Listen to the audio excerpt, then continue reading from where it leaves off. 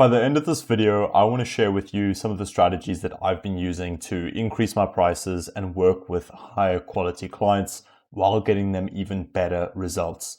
Now, this isn't perfect. It does come with a downside. The downside is that you will often notice that the things that have the highest reward have the most risk. So most people offer commodity offers instead of premium offers. And the reason for this is because commodity offers, you can blend in with the crowd. It's a lot safer and there's a lot less risk on the business owner's part who's offering it.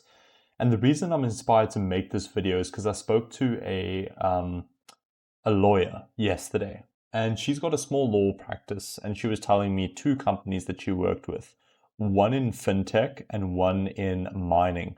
And both of them needed support with compliance and also M&A. So she does mergers and acquisition. And what I noticed was that the reason that she feels stuck, so she was charging about 3,000 Rand an hour, which in today's money is $150 per hour.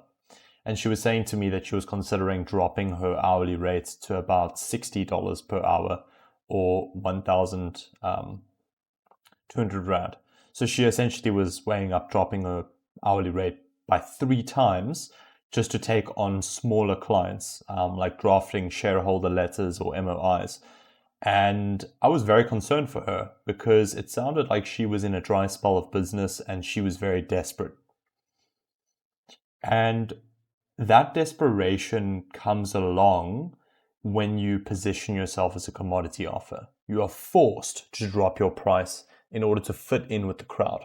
So I'm going to share with you these 3 quotes, then we're going to look at offer comparisons, and then we're going to take a look at your beliefs. Now, my name is Ben. I work with service-based professionals, accountants, lawyers, private equity, and then also consultants, and we help them with lead gen. So we offer ad campaigns and also cold outbound to help them book decision maker meetings on their calendar every single month so that they can close more deals and add tens of thousands of dollars to their pipeline in potential. So I'm going to just share with you a little bit about a guy named Myron Golden. Myron Golden, based in Tampa, Florida, is an absolute G. Okay, he's an African-American guy, he's in his 60s, and he is one of the most incredible speakers that I've ever heard. I've learned a lot from him, and I've been listening to him for many years. And he is an expert at selling transformations to other people. And what I mean by that is instead of selling a generic commodity item, you want to be selling a transformation. So if we take a look at a, let's say that you have Red Bull. Okay, so Red Bull's big. It's very famous, right? Red Bull is quite expensive compared to other sodas. And the reason is because they're essentially selling a transformation. They're selling an identity. They're selling the fact that when you drink Red Bull, you'll get wings. You'll become this athletic, risk-taking Casanova who can climb mountains, who can parachute, who can climb into space, who can deep sea dive, who can drift on the racetrack, okay? They're not just selling caffeine and sugar with bubbles.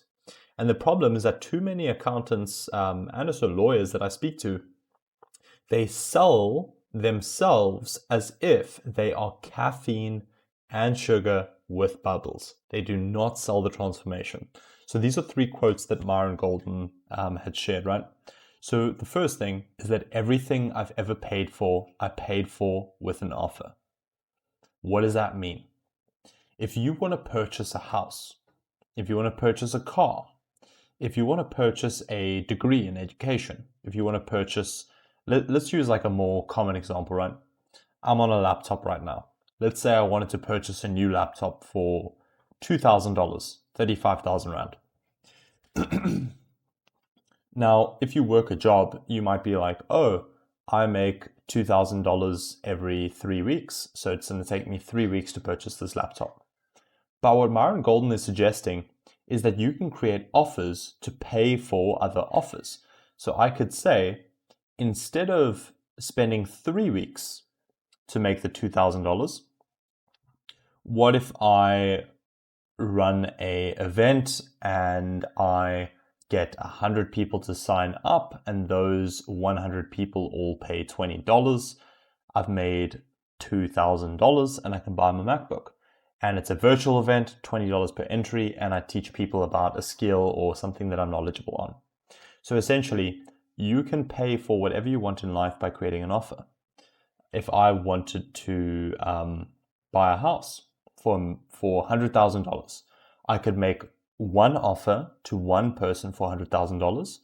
I could make 10 offers for $10,000, or I can make 100 offers for $1,000 each. It is all just about how creative you are and also about how much risk you're willing to take. Now, the second quote is, if you think you have money problems, you don't. You have an offer problem. And this relates directly to what I shared with you in the previous quote. That the more creative you are, the more offers you will create. And what's awesome, and what I've been learning, like in my personal experience about offer creation, is that you can either serve a lot of people at a low level, or you can serve a few people at a high level. And I've made mistakes. I've made many mistakes with working with everyone of all walks of life, instead of getting hyper specific around serving only a unique type of person. So let's say an example, right? Imagine this.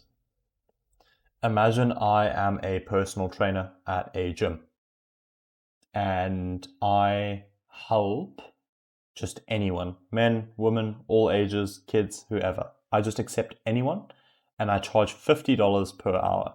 Okay. Now I'm going to speak to you about one of my friends. His name's Liam, and he is busy working with a company that is producing a executive health offer, right?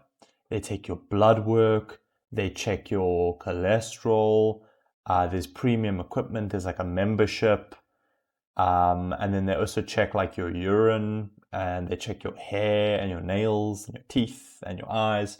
So it's essentially doctors merged with nutrition and training. Now, instead of $50 per hour, they might be able to charge $300 an hour. So they're charging 6 times.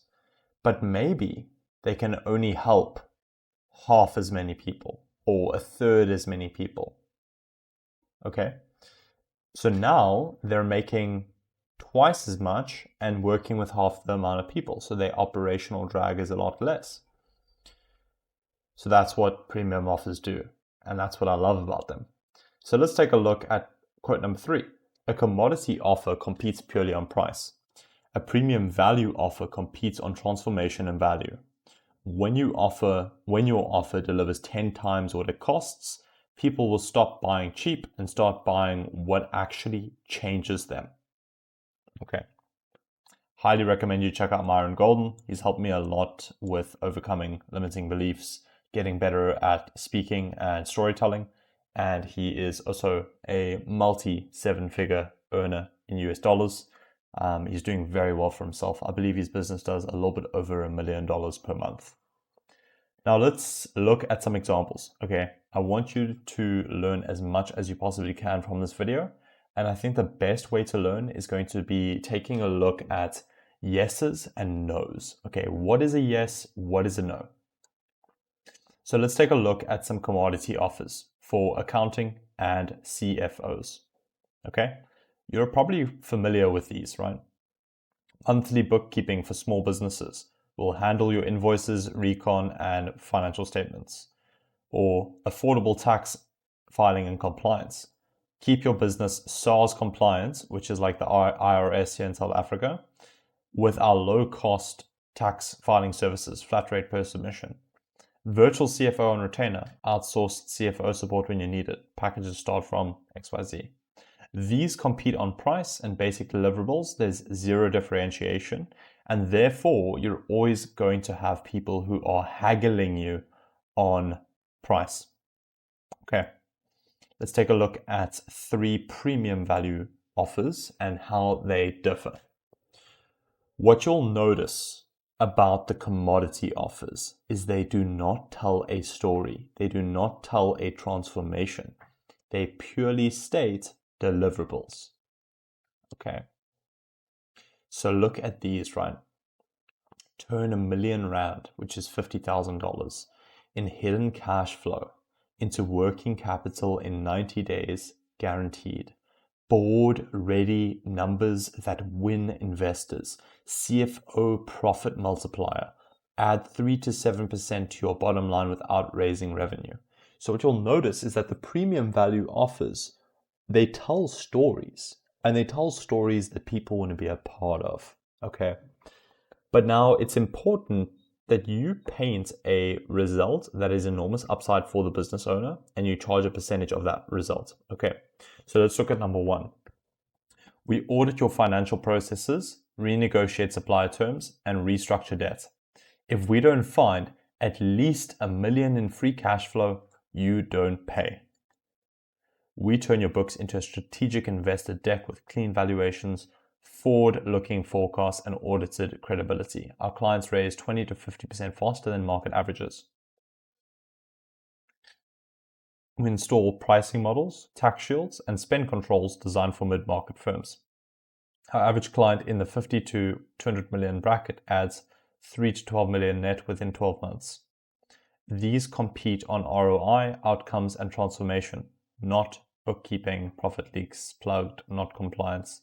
It's capital unlocked. Okay, so what I want to communicate here, right, is that it's very important when you're creating a premium value offer to have case studies, to have some sort of tangible result or average or statistic that you've achieved, because you're going to need to market that.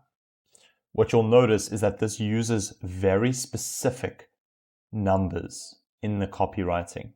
3 to 7%, 50 to 200 million, 20 to 50%, 1 million, 90 days. Whereas this, it just says generic deliverables, okay? And these specific numbers and metrics and percentages make the storytelling that much more powerful. If I say, I'm going to the beach, you know what a beach is, but it's very broad, it's uninteresting. If I say, I'm traveling to the red sand beach at sunset where there will be palm trees and the waves will wash over sand castles. If I use specificity and details, it creates an image in your mind. And what's awesome is if I create that image to be compelling, you then see yourself, you project yourself as being a part of that story, and it makes the purchasing process and the selling process that much easier. Okay? Now, what if you're a beginner? If you're a beginner, you want to focus on commodity offers until you have cash flow to begin testing out premium offers. If you're not a beginner and you're transitioning from beginner to advanced, or maybe you are advanced but you only have commodity offers, what I would take a look at is choose 3 to 5 of your most successful clients ever. Build a story or a case study about the results that you got on a consistent basis across them. And we're then going to market that result to a specific industry. Okay. The lawyer that I spoke to yesterday, I spoke to multiple lawyers yesterday, but the lady that I'm speaking to who was a beginner, right? She said that mining and fintech were her case studies. So I said, hey, go after it. Otherwise, you're going to be chasing all of these small jobs where you're constantly haggling your price and dropping your hourly rate. Now let's take a look at beliefs. Why is everyone not just doing premium offers? Why are there people who are doing commodity offers? Now, why does everyone not sell a premium offer? Simple. They blend into the crowd for safety. They look at what all their competitors are doing and they do the same thing. Premium offers have higher rewards, however, they have higher risks. If we look here, if I have a premium offer that says, if we don't find R1 million in free cash flow, you don't pay. Or if I promise our clients raise 20 to 50% faster, and this person only raises 10% faster, there's going to be an issue. If I say that we add 3 to 12 million net within 12 months and I do it within 24 months, there's going to be an issue. So it's important that you set realistic expectations because your risk is going to be higher. However, you can charge more. You could possibly charge a percentage of the upside. There will be a higher reward, but you need to manage risk and you need to manage expectations. Otherwise, you're going to be shooting your own reputation in the foot, okay? So most people sell commodity offers because they simply want to blend in with the crowd for safety. They want to look at their competition, see what their competition is charging. You know, I spoke to a consultant yesterday who helps construction companies, and he was like, yeah, Ben, I'm busy building a proposal, and I was thinking of starting low and charging this amount because I looked at some of my competitors and I saw like what they were charging. And I was like, my man, that's not the way to think about it. Like, if you undervalue your service because you're scared of getting rejected, what's going to happen is that your client is not going to have as much of an emotional buy-in. You're not going to be as committed because you're not earning what you want to be earning. And you're not comparing your price to their potential upside and avoided risk. So another thing that I spoke to this consultant in construction and the lawyer in mining and fintech, what I shared with them equally was that your price needs to be in proportion. If you want to sell a premium offer and you want to have bespoke pricing that retires your family, that makes you rich and it makes your clients rich, you need to create custom premium offers that paint out the upside of working with you and the downside of them not working with you. So imagine you are getting hit with a $1 million tax bill, and I'm a CFO with 30 years of experience, and I believe that if I come in, I can sever that bill in half and save you $500,000. And I say, hey, I'm happy to do that. I'm pretty confident I can do it after speaking with you for 2 hours and creating a proposal. I'm going to come in and do that. And only if I save you $500,000, I want 10% of whatever I've saved you. So if I save you $500,000, you are then paying $500,000 in tax and $50,000 to me. You're saving $450,000 out of the original million. But the risk there is that if I cannot get you the result, you don't pay me. So I'm risking my time. But the upside is big. Because if I can find you that $50,000 fix in 2 weeks, I made $50,000 in 2 weeks. And you saved $450,000 on tax in 2 weeks. And there have been situations where I've spoken to accountants who have done this for businesses. They've helped them with a VAT, a sales tax assessment, and helped them save $50,000, $60,000, $80,000, $100,000 at a time. And over their lifetime, they've saved hundreds of thousands, maybe even millions of dollars in sales tax. But that, I think, is everything for today. Thank you so much for your time. It's been great speaking with you. And I just love talking about this stuff, if you can't tell. So I really hope that you gain some value from this video and that you go off and you implement it and you ask yourself, how can you make your offer premium so that you can work with better clients, increase your reward, and take the risk on yourself so that you work like a champion instead of blending in with the crowds. If you want to be a business superhero, this is what you need to do.